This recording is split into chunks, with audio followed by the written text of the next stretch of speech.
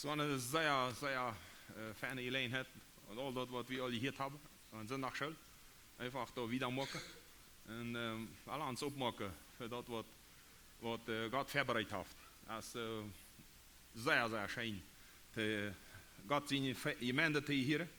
En weten, hij heeft allemaal wel wat voor en überraschungen en zenuwen. Die meeste waar je behouden hebben, weer ver oosteren. Met de eigenschappen Gottes, dus met de natuur Gottes in jouw wees. En daar hadden we de laatste, dat zijn ongeveer 20 dagen terug, dat wordt gerechtigheid. En de gerechtigheid Gottes is ook wat zeer groot. En niet allemaal leicht te verstaan voor ons.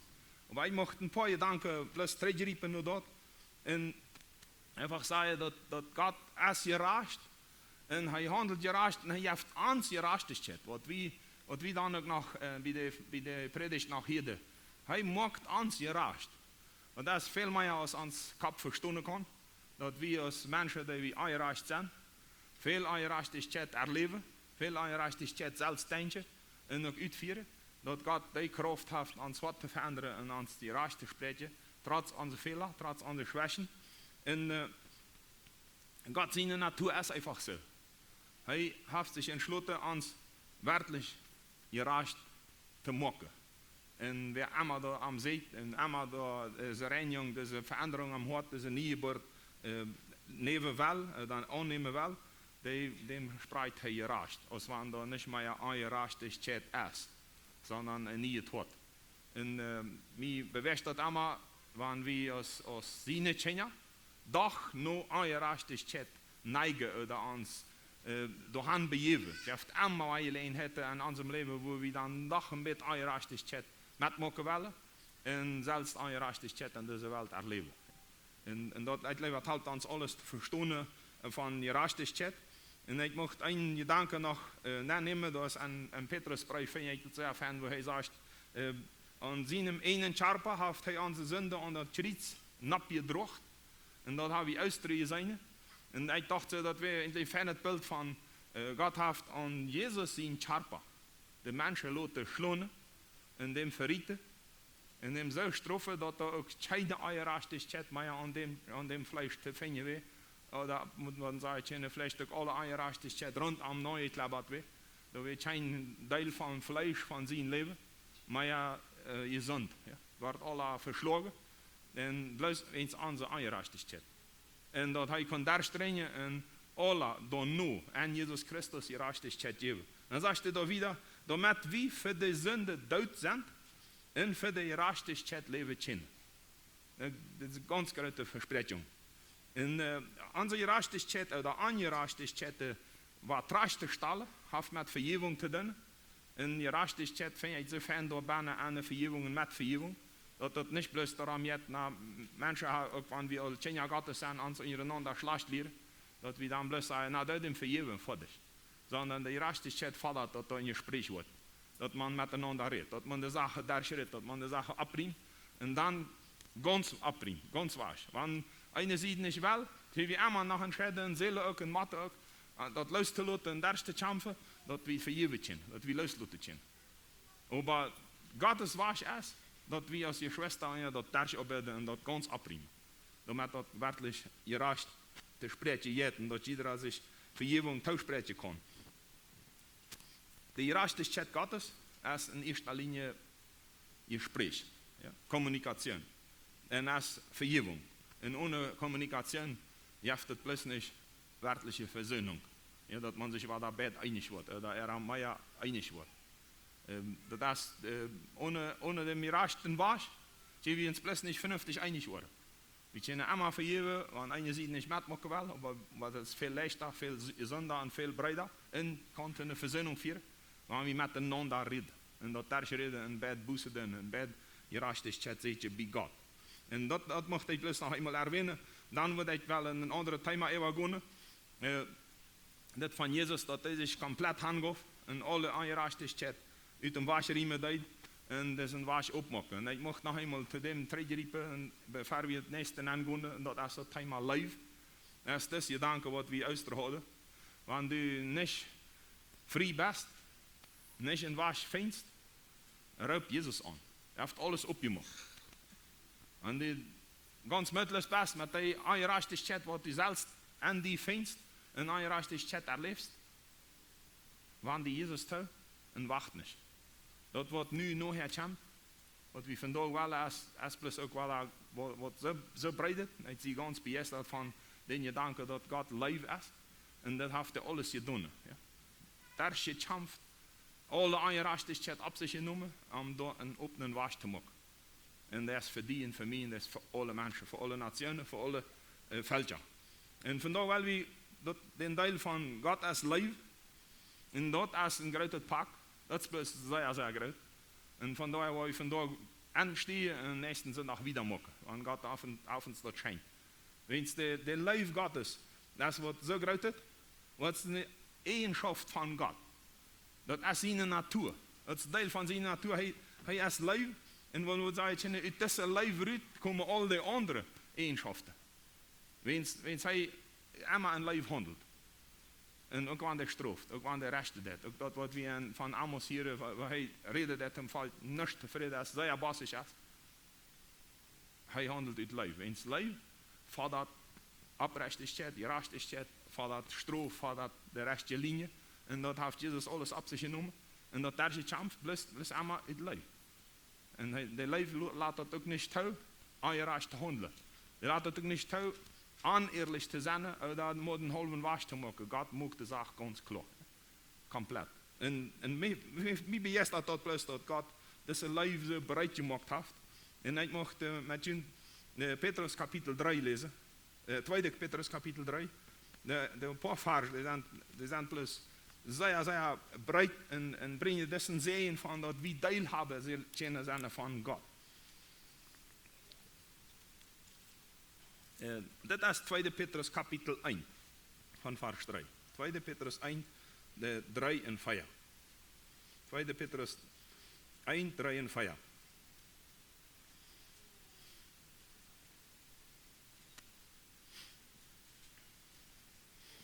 Dat is dat en vers 3. Alles wat hem leven en te de fremmigheid geheert. Einzige Übersetzungen sagen Gottes Furcht. Andere sagen dat leven oprechtig en God. Also ich lese nochmal. Alles wat hem leven en te fremmigheid dient, dat de Gottes Furcht, dat de Gottseligkeit, heeft aan zijn göttliche Kraft geschenkt. Dat is alles gegeven worden. En ik weet niet waar du bist. Ik weet niet waar du die zit. Bist du die beschenkt? Dan zegt ik wacht nog eenmaal dan, dat God mij dit schenkt. Alles wat ik brug. Tem God nog vallen, tem God je hieren, tem God je harsje, heb ik al je geschenkje gekregen. Heeft zijn göttliche Kraft aan zich geschenkt. Daar is de erkenntnis van dem, die ons beroepen heeft, daar is zijn herrlichkeit en kracht.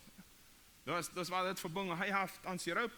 En dat zijn die beroepenen, die hij geroepen heeft, die jullie gezegd heeft. En die hij dan dit geschenkt heeft. Dan vers 4.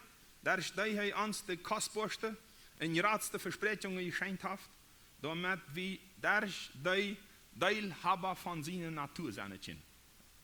Het is een zeer kleiner vergleich. Maar mij helpt het, maar ik dit woord lees, dat we deelhaber van zijn natuur zijn. Mijn vader had allemaal Piet. En man redt daarvan. En dat heeft een slechte natuur en dat heeft een goede natuur, dat Piet. En bij eentje Piet kan je plus niks doen. Het was daar traatje, dat houdt niks in voor een wagen spannen, de aanrieden, we de allemaal deze oort hebben.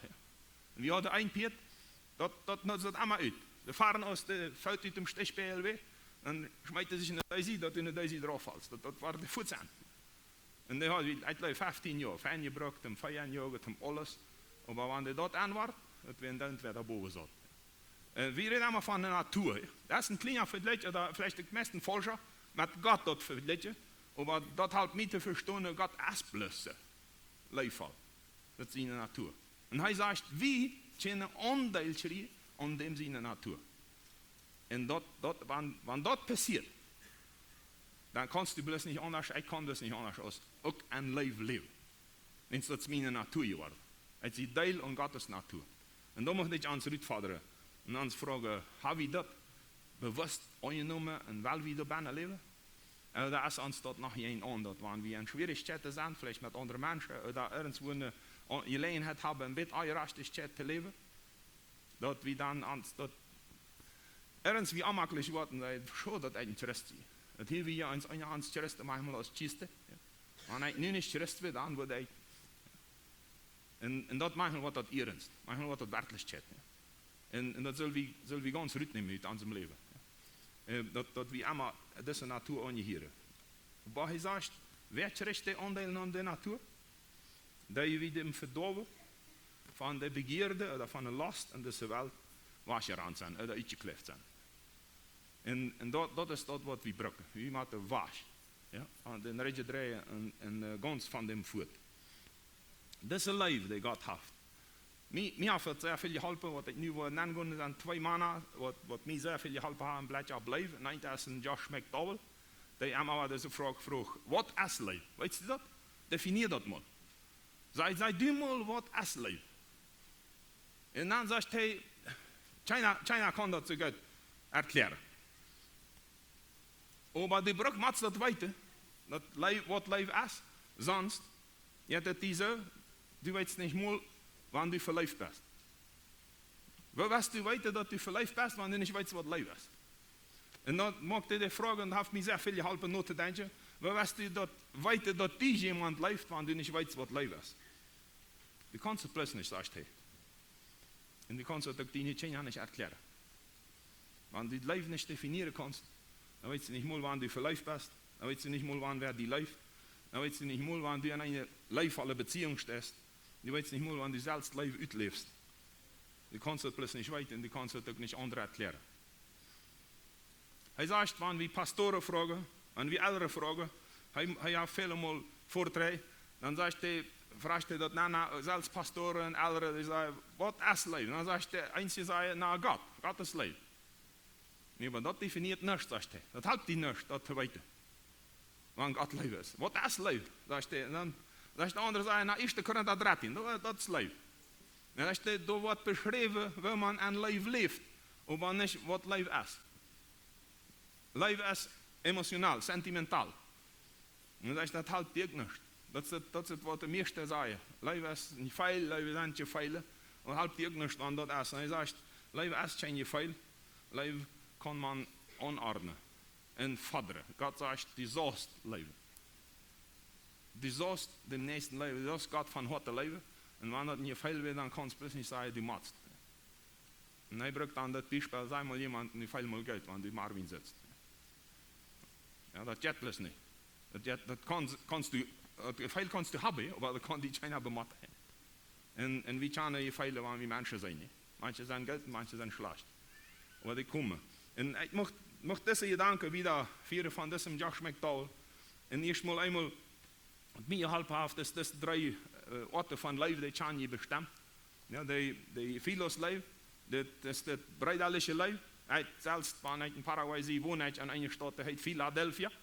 Ja, we leven direct aan een breidaleven en schreeuwen het niet gemaakt. Wens dat is een woord, en wanneer dat niet definieert in leeft, schreeuwt dat niet aan. Ja, dan Eros leven, dat is de erotische leven.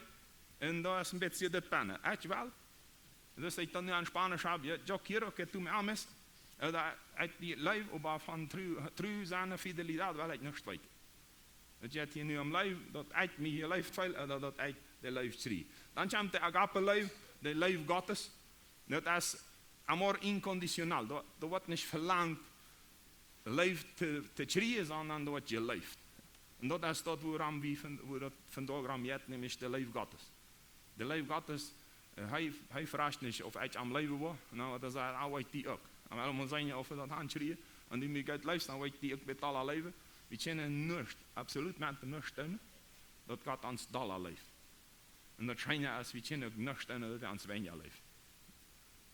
Hij zegt dan zelfs zich entschloten de mensheid te leven en alles te doen, dus wie uitdruk zeggen, alles op te maken, dan met alle, zelfs die wie zelfs weer, als we nog zijn vriend weer of niks van hem weten willen. Hij gaf dat alles aan, maakt op en dat hij het leven. Dan komt de Godse situatie van onze situatie als mensen en dan mocht hij tussen beeld aan betbrukken. Wens de Josh McDowell vertelt je Geschichte en hij zegt, we hebben grote nood aan de gemeentes. wir sind verletzt, wir sind in Not, manchmal sieht es dann so aus, als wie die Bilder sind. Und er vertelt von einer Situation, wo er auch so eine Klasse gab, und nicht eine Predigt, sondern eine Klasse gab, hey, Christian, das Mann, das ist nun nicht Joshua McDowell, das ist Christian Schwarz.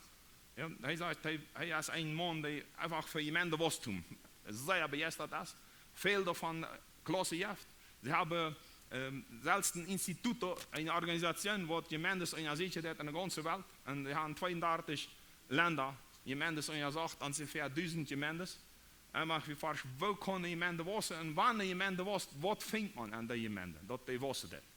Und nach der Klasse und Klasse, war jemanden was zu mir Wendeentwicklung, wo kann man ja Arbeiter gewinnen, wo kann man Hauskreise, das Bibelgruppe geraten machen, dass die wassen und dann vielleicht abteilen. Wo kann man das, dann sagt er, gab halt mal eine Klasse, und nach der Klasse kam eine Freundin mir und sagte mir, ich glaube, die das alles, dass das richtig ist.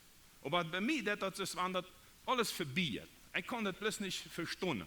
Oder ich kann das auch nicht für mich annehmen. Falls sich das, wenn ich nichts mit das zu tun habe. Und dann sagt er, naja, das ist schon nicht. Einzige, der will bloß nicht anhören. Und dann fängt er immer das Utrede. Und ich frage dich dann. Na, was passt dir dann nicht von das Ganze? Das ist ein wichtiges Thema. Dann sagt sie, weißt du was? Ich komme in eine wassende Gemeinde. In eine lebende Gemeinde. Aber ich habe Trouble. Ich habe viel Trouble in meinem Leben. Und wenn ich die Troubles selbst mal uitfritten, da nehmen, dann sagt sie, als in der ganzen Diskussion von Gemeindewasstum, Gemeindeentwicklung, Gemeindeästet, Gemeindeasjant, als uns ganze Bibelkreis zweigen. Bloß von der Diskussion. Und ich habe viel Freunde verlieren, bloß wenn es an unsere Gemeinde war, das Wasstum geredet wird. Deswegen fällt mir schwer, dass viele sie auch Teil von das. Mir sperrt sich so, das geht alles für mich, bei mir vorbei und ich habe mit das nicht.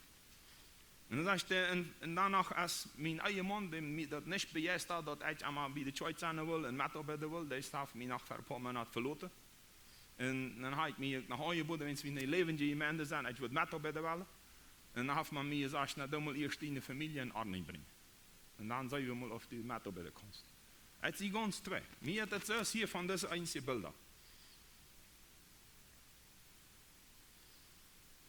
Und dann sagt er, das tut mir leid für. Aber ich will die rote Seite in Seilsäure.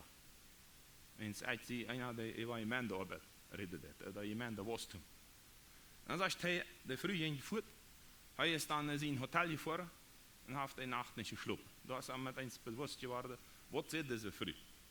Und dann hat er sich die Frage gestellt, all meine Programme von Gemeindebü, Gemeindeentwicklung, in Bibelkreisen, wenn die nicht einen Ort schaffen, wo so ein Mensch aus dieser Früh Trost findet, Ruhe und Heilung, dann will ich nichts mehr von so weiter, oder so eine Klasse nicht mehr bringen.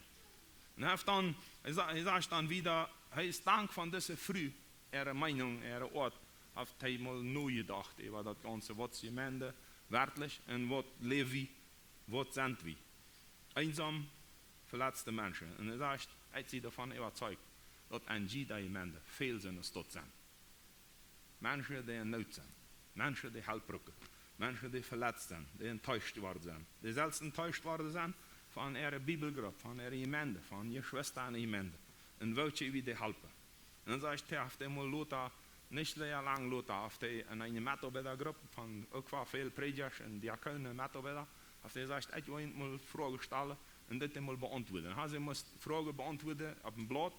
Und dann haben sie gesagt, was Levi ist das Hindernis, ja, der Obstakel von Gemeinde, gesunde Gemeinde, dass die Gemeinde sich entwickeln.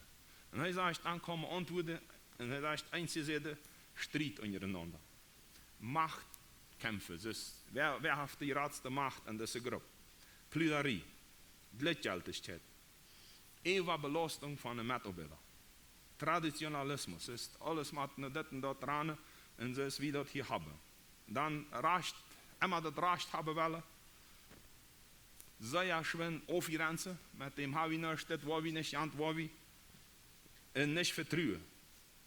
Und dann hat er gesagt, wat we dat kennen mal aan 2 weer dat opvoeten, alles wat je gezegd hebt.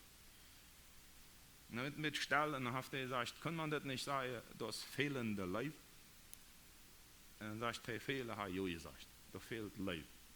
En dat zijn passieren deze zaken. Wat is passiert? Wat is aan ons passiert, dat het is dit is? God heeft den Heiligen Geest uitgegoten aan onze God. En die God. Heeft den Heiligen Geest uitgegoten met leven. Dat de leven met de Heiligen Geest. Wat is passiert dat we zo'n troubles hebben? Wo staan we? Is het dat we te tijd komen om hier gewissen te zijn? Mir heeft het lang ten noodentje gevierd, wanneer ik dit woord hier van steiler warmer, da bloos komen om die gezegd hier te wijzen. Hij heeft veel gedacht, nou, die moeten thuis blijven, waar bloos is dat zijn. En wie daar later kwam ik te denken, nee, die moeten niet thuis blijven. Dat is die oort. Bloos wanneer die hoort zegt, dat reikt mij toe. Dat is sehr goed. En dat helpt niet. Dat krijgt ze als leven niet definiëren kunnen. Niet weten wat leven is. En wat is passiert dat we den Heiligen Geest met een leven op je gereden hebben als christen? Du hast die bekeerd, du hast die hand gegeven. En dat plus niet. Hast die allemaal gevraagd of in die leven de Heilige Geest weinig kracht heeft als die normalerwijs in de Bibel presenteerd wordt? Weet je wat aan die passiert is, dat opgeheerd heeft? En het joit, dan we ons manchmal schon einig in Versammlungen. Maar we zetten die alldag uit. Het zijn sanfte beelden. Hoe veel mannen aan ons Christen de alldag uitzetten. We kunnen zeer brutaal zijn. We kunnen zeer lichtjaltig zijn. Ganz desconcentreerd van Gottes recht. En veel prestig ons leven am zondag hier en am aldags met mijn hart ganz woanders wees. En ik mocht ons uitvalleren wist, dat we ons zelfs vragen, wist de leven, die God in ons hart uitgegoed heeft. En hier niet om een beetje leven te hebben, sondern das leven die praktisch leeft. En we hebben ons van de wereld gekopieerd, van letters, van regeringsmensen, ja, die dat land regeren, maar het privaatleven telt niet. En ik weet dat van onze geschichte, onze kolonie in Paraguay, dan weet het zo wichtig dat mensen die met op de ene kolonie, dat die oprechte christen werden. En dat heeft zich zo ontwikkeld, dat we allemaal daar zeggen, dat zijn dan voor de leeft, want die moet de arbeid gaan. En manchmal doen we in een gemeente ook zo staat dat aan ons christen. We weten dat hij in zin leeft. Maar we hadden meer wild. En wie maar dan uitvaderen en dan zelf zeggen, mijn leven met 7 dagen en leven passeren. En wanneer ik leven is, boezen dan en ver was met God. En niemand optreden, niemand strijd blijven, niemand ophieren. Sondern deze uitvadering van leven, die is wat ons velen deed, dat we die uitleven.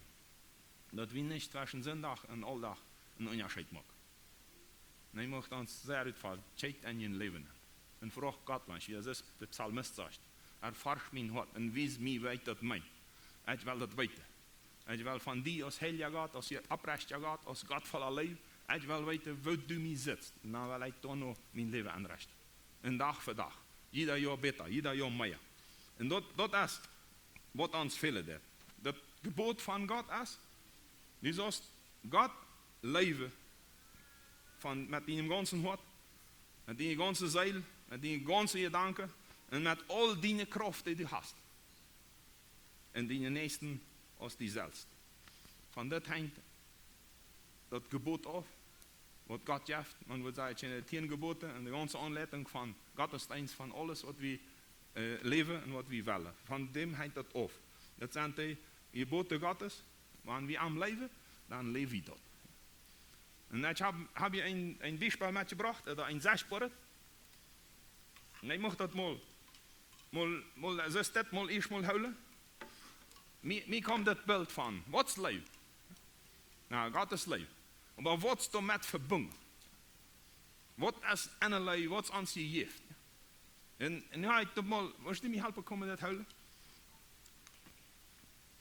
Dat mal onje, de Gottes leven heeft ons de 10 geboden gegeven. Wanneer we deze leven leven willen, dan kunnen we meer in je geboden Gottes existeren dan was. En ik dacht, bij mij kwam de gedanke, we moeten eind luisteren nemen. Ze zullen eindelijk luisteren nemen, eindelijk van gebod Gottes her niet. Ja, man zal niemals een gebod uitnemen. Maar dat wil ik niet. Het andere dat leest aan mijn leven.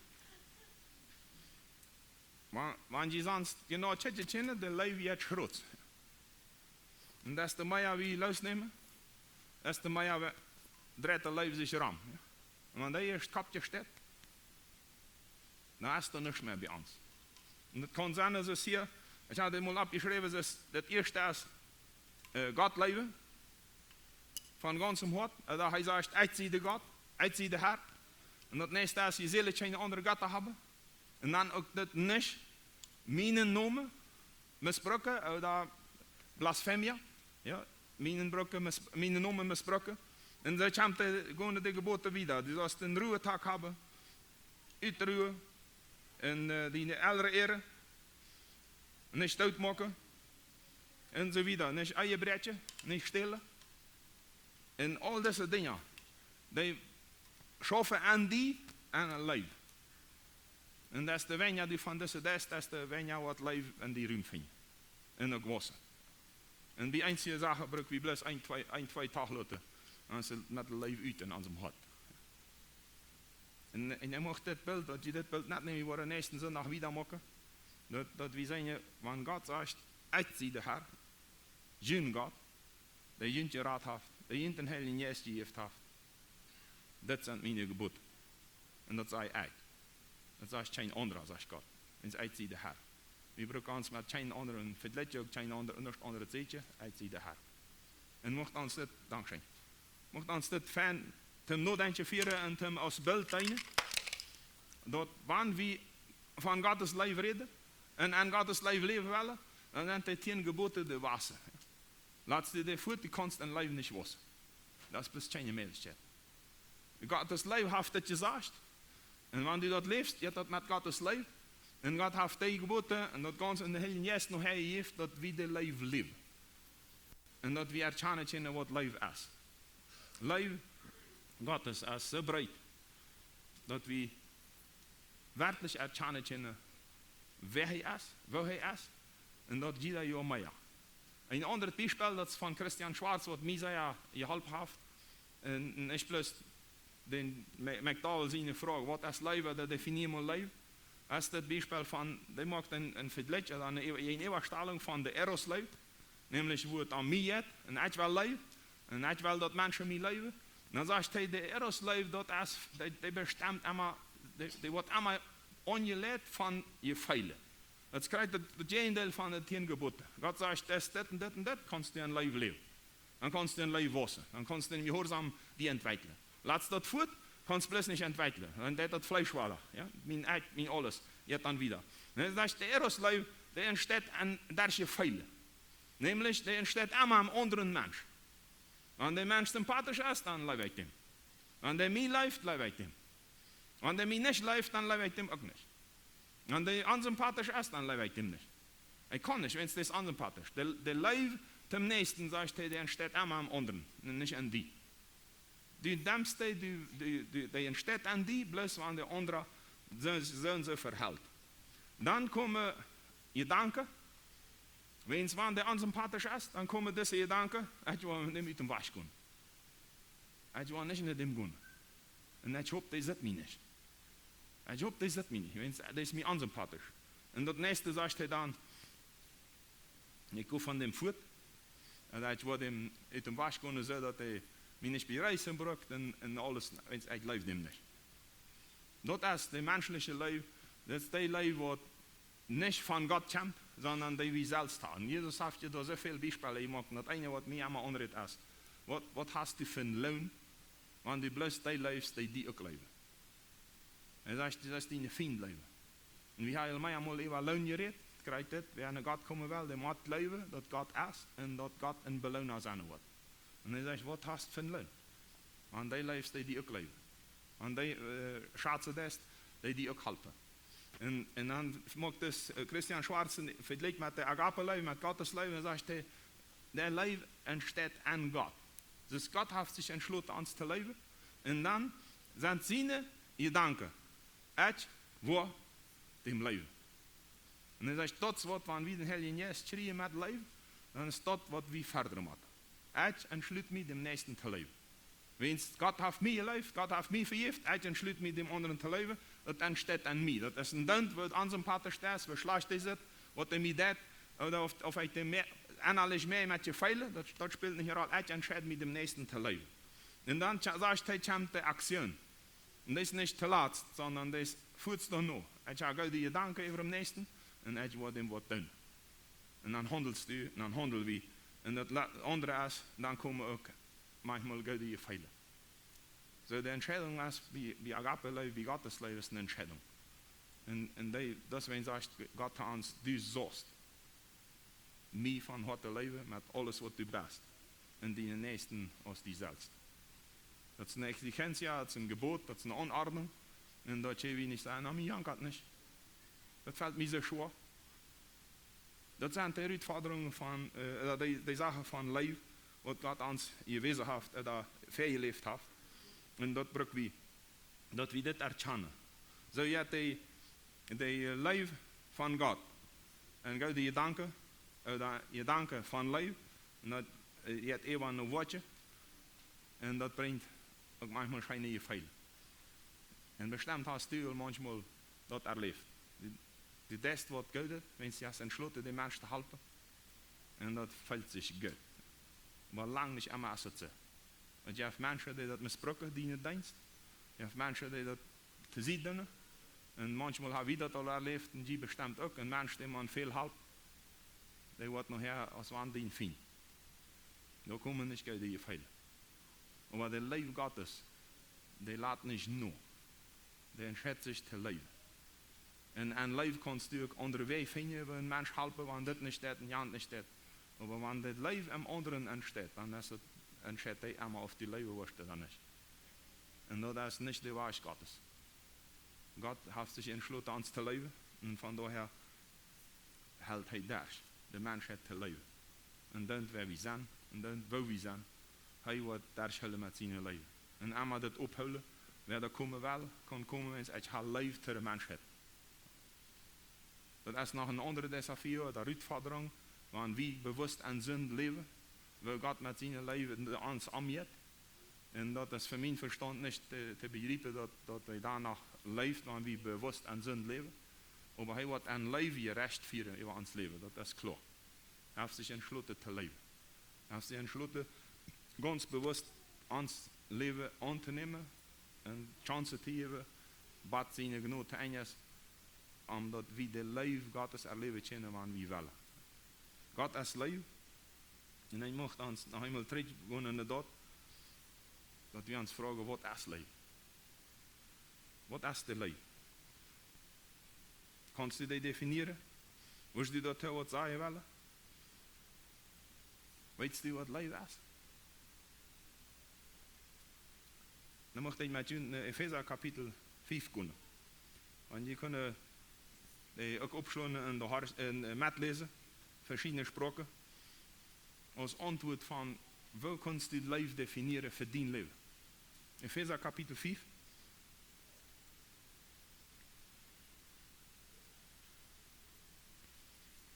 Van vers 21. Dan nu eerst maar plus 29. Dat redt daar eigenlijk thans mannen. Waar Paulus over leven redt, vroeger, dat wil we mannen zijn zullen. En daar laat hij uit, en uit dat is de enige definitie van leven. Dat wordt ons antwoord geeft op wat is leven. Epheser 5, 29. Dat zegt dat, wenn China heeft jemals zijn ene Fleisch gehast, sondern hij dat ernähren en pflegen, zoals ook Christus de Gemeinde. Hier betreibt sich Paulus nicht ab der Früh, sondern ab den Charpa vom Mond. Die flecht ihm und die unterhält ihm. Die ernährt ihm und flecht ihm. Er sagt, dort ist der Leben, die wir zu unserer Früh haben sollen. Das ist eine Erklärung von Gottes Leben, die wir als Menschen leben. Ernähren und pflegen. In der spanische Übersetzung sagt sustenta. Unterhüllen. Das ist, wenn du die selbst lebst, dann unterhältst du die. Dann pflegst du die. Und das versucht Paulus da klar zu machen. Wenn du live ist, dann jest du es dort mit das an. Wenn du live ist, jest du mit dem Nächsten an.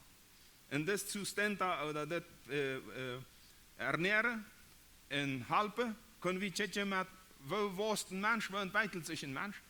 Und wir haben sogar von Jesus das Beispiel, dass er teilnahm an Weisheit, und er nahm teil an Allah, das er was, und an Gunst am Falsch, und Vergott. Das ist eine Entwicklung, die normalerweise in einem Leben passiert. Weisheit, dass wir intellektuell, Allah, dass wir in die körperliche Kraft, physisch, und Gnade und Gunst an Gott, dass wir geistlich, und die Gnade an Beziehungen auch, nämlich Beziehungen zu Menschen. Und wenn du Leben hast, pflegst du das. Sagt Paulus. Das ist, nährst dich selbst, du passt nicht den Charpa ab, dass das sich entwickeln kann. Wenn du Leben hast, eine andere, musst du dafür ansetzen, dass die das erleben können. Nämlich Wasser an Weisheit, Wasser an gesunden Charpa und auch Wasser an Beziehungen. Und in der Richtung musst du uns proben, uns sehen, uns anhören. Wo leben wir Leben uit? So Leben ist, wenn wir uns dafür ansetzen, dass wir gesund wassen. Und wenn jemand lebt, wo ich mich ansetze dafür, dass er gesund wassen kann. Und wie würde sagen, wann wir Leben haben, dann können wir nicht anders als uns selbst auch für andere ansetzen, dass er gesund wiederkommt. Und das ist das, was wir in der Sonntagsschule hier und falsch, eine Gemeinde, ein Mensch, an der erst leblos lebt, nämlich die Gebote Gottes nicht herrscht, die hat das davon so automatisch fort. Deswegen ist Gott, was Gott anweisen hat, ist ein Leben passiert. Und wenn wir wollen an Gott leben, wenn wir an der Regeln leben, dann müssen wir ein Leben wassen. Buitenhalb von den Anweisungen Gottes, jetzt ein Leben nicht auszuleben. Das ist ein Leben Gottes. Der andere Leben jetzt. Ja? Das ist wie, wenn Menschen mir helfen, das lebe ich dem, dann ist das am anderen Entstunde, der andere bestimmt, wo sie am Leben war. Und Gott sagt, nee, ich sage dir, du sollst leben. Und das von ganzem Hart mir, und von ganzer Kraft, mit all deine Gedanken, mit all deine Fehler, und dann den nächsten als die selbst. Und wenn wir uns selbst leben, dann pflegen wir uns, dass wir wassen können an Weisheit, an Beziehungen, und körperlich wassen können, gesund sein. Und dann wollen wir uns auch vom anderen ansetzen, dass das sich entwickeln kann. Und mag Gott uns da helfen. Wir wollen am nächsten Sonntag auch darüber wieder nachdenken, was das Leben auskriegt an Gemeinde, und als die Schwester, an die Gesellschaft, an das im Land, wo kriegt das Gegenteil passiert.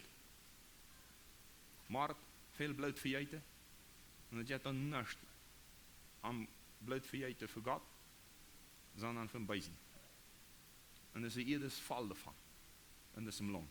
En ze heeft het viele Länder. Maar Jezus heeft zijn bloot vergoten te raden, op de Seir. En dem zijn bloot is op de Eden opgedreven. Hij heeft opening geschaffen.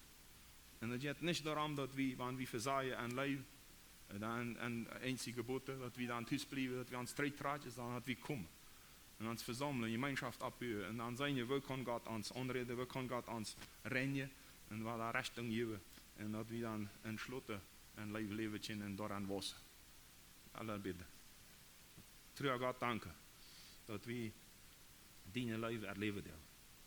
Dat u ons zelfs opvallert. Die leven, waar we die schreien hebben, te leven. Uit te leven, dafür te zorgen, dat hij wassen kan. En bitte voor ons daar maar aan, dat we verstaan wat leven is, die leven. En wo die geboten heeft, hast, de aanwijzingen, damit we verstaan, wie we vandaag in deze tijd ons leven gestaltet. Danke, dat u leven hast, dat u alles wat u geeft hast, wat u gedaan hast, in die hart voller leven ontstaan is. Van die natuur, van die karakter. En dat die leven ons leven eruit heeft. En dat we deze leven wieder geven kunnen. Danke, dat we deel van die natuur zijn hebben. En daaraan leer ons te leven. dag voor dag, ook van vandaag wieder. Damit wir in Frieden und in Frieden und in Dankbarkeit ons leven gestalten. Wens du ons leefst en wens wie ook ons in sloten haar te leven. Amen.